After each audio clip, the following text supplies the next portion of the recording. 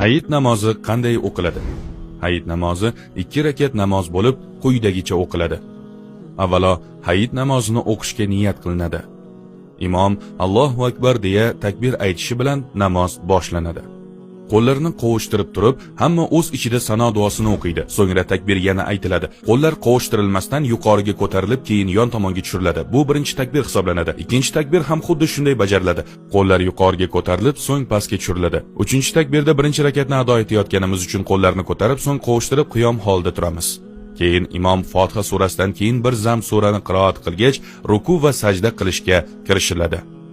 So'ng ikkinchi rakatga turiladi. Ikkinchi rakatda imom Fotiha va yana boshqa bir zam surani o'qiydi.